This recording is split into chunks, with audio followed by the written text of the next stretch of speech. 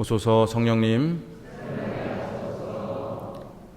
들어오시면서 성당 문 하나가 닫혀 있는 걸 보시고 오늘 복음이 좁은 문으로 들어가도록 힘쓰라는 말씀이어서 묵상하라고 일부러 문 하나를 닫았구나라고 생각하셨다면 여러분은 천재입니다. 실은 문에 균열이 생겨서 외관 베네딕토 수도회의에 보수를 의뢰했고 당분간 사용하지 않기로 하였습니다. 오늘 복음에서 예수님께서는 예루살렘을 향해 가시는 중에 여러 고을과 마을을 지나며 가르치십니다. 그런데 어떤 사람이 예수님께 주님, 구원받을 사람은 적습니까? 하고 묻습니다. 예수님께서는 왜 예루살렘으로 가고 계실까요? 거기에서 재판받고 고문당하고 십자가에 달려 돌아가시기 위해서입니다.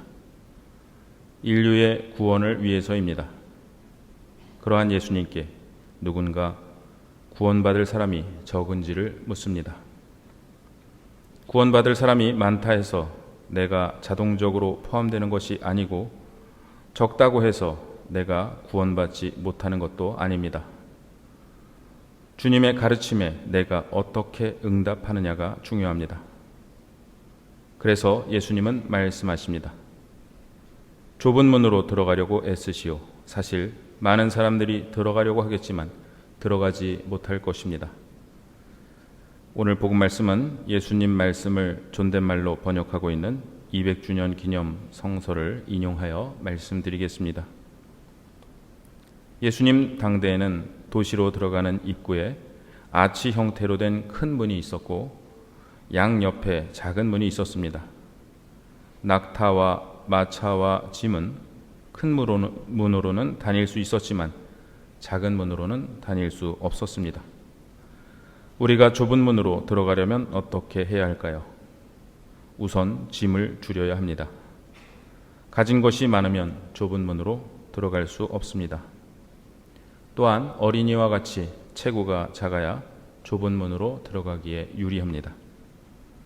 예수님께서는 이미 부자가 하늘나라에 들어가는 것보다 낙타가 바늘귀를 빠져나가는 것이 더 쉽다고 말씀하신 바 있고 어린이와 같이 되라고도 말씀하셨습니다. 예수님께서는 이어서 말씀하십니다. 집주인이 문을 닫아버린 뒤에 여러분은 말하기 시작하여 저희는 당신 앞에서 먹고 마셨습니다. 그리고 당신은 저희가 사는 길거리에서 가르치셨습니다. 할 것입니다. 그러면 주인은 너희가 어디서 왔는지 나는 모른다. 불의를 일삼는 자들아 모두 나에게서 떠나가라 할 것입니다. 이들은 주인에게 과거의 친분을 내세우며 저희가 당신 앞에서 먹고 마셨고 당신은 저희가 사는 길거리에서 가르치셨다 라고 애원하지만 이들의 말에는 중요한 것이 빠져 있습니다. 그것은 그래서 저희가 당신의 가르침에 응답했습니다. 당신의 가르침을 실천했습니다. 라는 말입니다. 예수님께서는 마침내 말씀하십니다. 사람들이 동쪽과 서쪽에서 그리고 북쪽과 남쪽에서 모여들어 하느님 나라에서 잔치상에 자리 잡게 될 것입니다. 이 말씀이 오늘 복음의 핵심이라 할 수 있습니다. 유다인들은 구원이 자신들의 전유물이라 생각했고 자기들이 아브라함의 후손이기에 자동적으로 구원받을 수 있다고 생각했습니다. 복음의 첫머리에서 예수님께 물었던 주님 구원받을 사람은 적습니까? 라는 질문에도 어느 정도 이러한 전제가 포함되어 있습니다. 즉 유다인 외에 누가 또 구원받을 수 있느냐는 것입니다. 그러나 예수님께서는 구원 앞에서 모두가 평등하며 이방인들도 똑같이 구원에 초대되었다고 말씀하십니다. 그렇기에 방만해하지 말고 좁은 문으로 들어가기 위해 힘쓰라고 하십니다. 오늘 제1독서에서 이사야 예언자 역시 이방인들의 구원에 대한 하나님 말씀을 전합니다. 나는 모든 민족들과 언어가 다른 모든 사람들을 모으러 오리니 그들이 와서 나의 영광을 보리라. 오늘 1독서 말씀의 특별한 점은 하느님께서 흩어진 이스라엘을 모으시고 그 다음에 다른 민족들을 함께 모으시는 것이 아니라 먼저 이방 민족들을 모으시고 그 다음에 흩어진 이스라엘을 모으신다고 말씀하신다는 점입니다. 하느님께서는 나는 그들 가운데서 더러는 사제로 더러는 레위인으로 삼으리라 라고 말씀하십니다. 오직 레위 지파만이 수행할 수 있었던 사제직을 이방인이 수행할 수 있다면 이방인은 이제 그 어느 것으로부터도 배제되지 않습니다. 실상 우리 모두가 주님 앞에서 보편 사제직으로 부르심 받았습니다. 우리는 우리 삶의 시련과 노고를 제물로 삼아 날마다 주님께 제사를 봉헌하고 있습니다. 제2독서인 히브리서는 우리에게 닥쳐오는 시련을 어떻게 받아들여야 할지에 대해 구약 성경인 잠언의 말씀을 인용하며 전합니다. 내 아들아, 주님의 훈육을 하찮게 여기지 말고 그분께 책망을 받아도 낙심하지 마라. 지난 주일 강론에서 제가 신학교 입학하는 과정이 무척 힘들었던 것에 대해 말씀드렸는데요. 그 즈음에 제게 가장 많은 힘이 되었던 말씀이 이 말씀이었습니다. 우리는 시련 앞에서 낙담하기 쉽고 하느님께서 나를 사랑하시는지 그렇지 않은지 심지어 계신지 안 계신지 의심할 수 있습니다. 그런데 히브리서는 주님께서는 사랑하시는 이를 훈육하시고 아들로 인정하시는 모든 일을 채찍질하신다라고 말합니다. 채찍질이라는 단어가 좀 어감이 센데요. 이스라엘에는 회초리가 없어서 채찍이라는 단어를 쓴 것이 아닌가 합니다. 우리는 시련 앞에서 이것을 재수가 없다고 받아들일 수도 있고 주님의 훈육으로 받아들일 수도 있습니다. 그것을 해석하는 힘이 신앙입니다. 히브리서는 그 시련을 부모님이 사랑하는 자식을 훈육하듯 하느님께서 우리를 훈육하시는 과정으로 받아들이라고 권고합니다. 이 독서에서 훈육이라는 단어가 5차례 나오는데요. 이는 훈련과 교육을 의미합니다.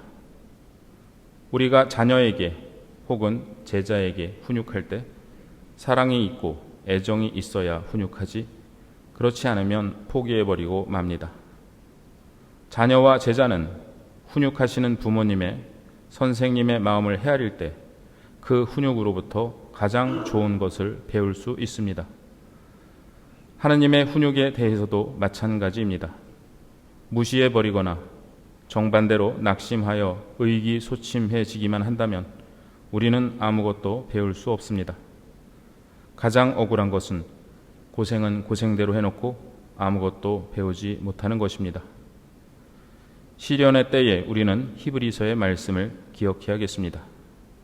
하나님께서는 여러분을 자녀로 대하십니다. 아버지에게서 훈육을 받지 않은 아들, 딸이 어디 있습니까?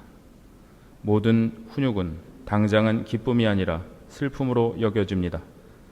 그러나 나중에는 그것으로 훈련된 이들에게 평화와 의로움의 열매를 가져다 줍니다. 제가 군대에 입대해서 훈련소에서 훈련을 받을 때 피할 수 없는 고통은 즐겨라 라는 말을 조교들로부터 귀에 못이 박히도록 들었습니다.